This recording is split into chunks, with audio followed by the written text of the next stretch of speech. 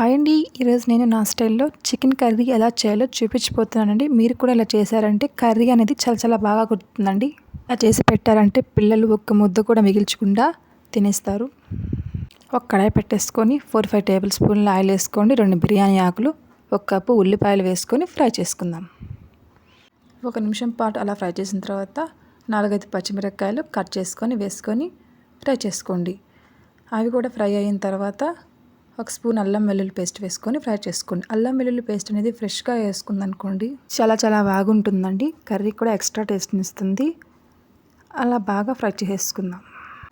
అలా ఫ్రై చేసుకున్న తర్వాత టమాటా ముక్కలు వేసుకోండి. ఒక టమాటా అయితే పెద్దదైతే 1, చిన్నది అయితే 2 వేసుకోండి. టమాటాలు తొందరగా మగ్గడానికి చిటికెడు సాల్ట్ వేసుకొని ఫ్రై చేసుకుంటున్నాను. అలా మగ్గిన తర్వాత 1 స్పూన్ సాల్టు, 1/2 స్పూన్ పసుపు వేసుకొని కలపండి. అలా కలిపిన తర్వాత నేను 3/4 కిలో చికెన్ తీసుకున్నానండి. బాగా వాష్ చేసుకొని పక్కన ఉంచాను. ఇప్పుడు దాన్ని తీసుకొని కడాయిలో వేసేస్తున్నాను. కడాయిలో వేసేసుకొని ఇప్పుడు దాకా మనం ఫ్రై చేసిన మసాలాలంతా బాగా పట్టించేటట్టు బాగా మిక్స్ చేసుకోండి. కిందకి పైకి అలా మిక్స్ చేసుకున్న తర్వాత మూత పెట్టేసేసి ఒక 5 నిమిషాలు సిమ్లో మగ్గనివ్వండి. మూత ఓపెన్ చేసి చూపిస్తున్నాను. చూడండి, ఆ చికెన్లోంచి కొన్ని నీళ్ళు అనేవి బాగా ఊరాయి. ఒకసారి అలా కలపండి. ఇదే టైంలో మసాలాలు యాడ్ చేసుకుందామండి. 2 స్పూన్ల ధనియాల పొడి, 1 స్పూన్ కారం. మాకైతే సరిపోతుందండి. మీరు కొంచెం కారం ఎక్కువ తింటారు, కొందరికి స్పైసీగా అంటే ఇష్టం కదా. ఎక్కువ తినేవాళ్ళు 1 స్పూన్ ఎక్స్ట్రా వేసుకోండి. ఇందాక నేను 1 స్పూన్ సాల్ట్ వేసానండి. సరిపోలేదని టేస్ట్ చేసుకొని 1/2 స్పూన్ సాల్ట్ వేస్తున్నాను. అదే టైంలో కొత్తిమీర, కరివేపాకు వేసుకోండి. కరివేపాకు అనేది చికెన్ కూరలో ఎక్స్ట్రా టేస్ట్ ఇస్తుందండి. వేసుకొని కిందకి పైకి బాగా కలపండి. అలా కలిపిన తర్వాత మూత పెట్టేసేసుకోండి.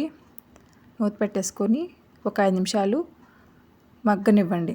మగ్గనించడం వల్ల ఉప్పు, కారం, మసాలాలు అనేటివి చికెన్కి బాగా పడతాయి. చూడండి, ఓపెన్ చేసి చూపిస్తున్నాను. ఒకసారి అలా కలపండి. చికెన్ కొంచెం ఉడకడానికి కొన్ని వాటర్ అనేది యాడ్ చేస్తున్నానండి. అలా వాటర్ యాడ్ చేసేసుకొని ఒకసారి బాగా కలపండి. కలిపేసేసి టేస్ట్ చూసుకోండి. ఉప్పు సరిపోతే వదిలేసేయండి, లేకపోతే వేసుకోండి. నాకైతే సరిపోతుందండి. మూత పెట్టేసేసి సిమ్లో ఉడకనివ్వండి. ఒక 15 నిమిషాల పాటు సిమ్లో ఉడికించారనుకోండి చికెన్ కూర అనేది చాలా చాలా టేస్టీగా వస్తుందండి. ముక్కకు కూడా చాలా బాగా ఉడుకుతుంది. 1/2 స్పూన్ గరం మసాలాను కూడా యాడ్ చేసుకోండి. వేసుకున్న తర్వాత 2 నిమిషాలు అలా సిమ్లో మగ్గనివ్వండి. చాలు, అంతే, చికెన్ కర్రీ రెడీ అయిపోతుంది. టేస్ట్ చేశారనుకోండి చాలా చాలా బాగా కుదురుతుంది. ఒక్క ముద్ద కూడా మిగిల్చకుండా తినేస్తారు. లైక్ చేయండి, సబ్స్క్రైబ్